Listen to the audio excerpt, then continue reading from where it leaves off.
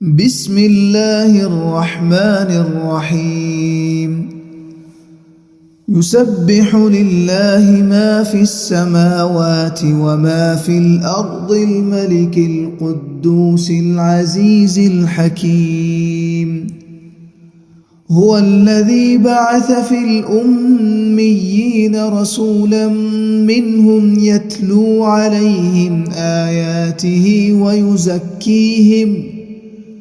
ويزكيهم ويعلمهم الكتاب والحكمة وإن كانوا من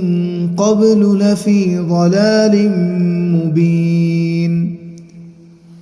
وآخرين منهم لما يلحقوا بهم وهو العزيز الحكيم ذلك فضل الله يؤتيه من يشاء والله ذو الفضل العظيم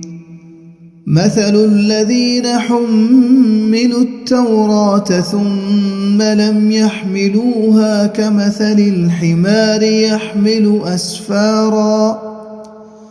بئس مثل القوم الذين كذبوا بآيات الله والله لا يهدي القوم الظالمين قل يا أيها الذين هادوا إن زعمتم أنكم أولياء لله من دون الناس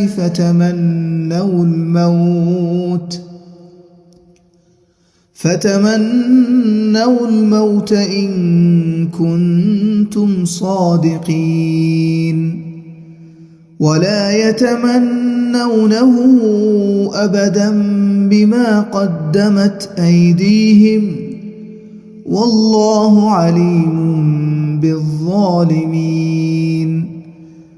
قل إن الموت الذي تفرون منه فإنه ملاقيكم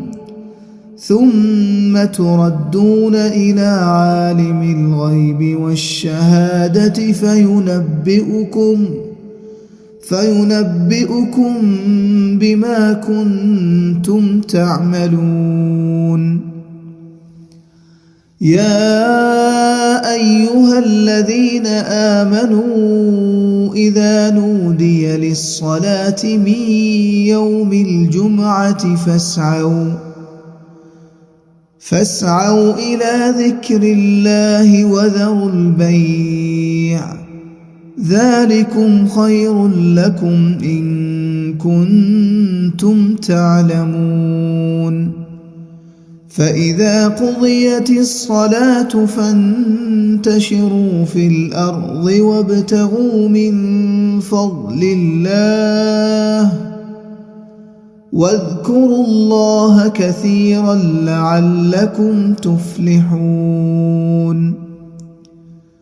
وإذا رأوا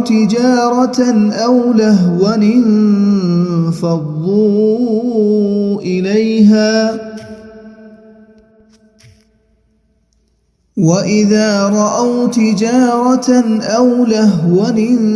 انفضوا إليها وتركوك قائما قل ما عند الله خير من اللهو ومن التجارة والله خير الرازقين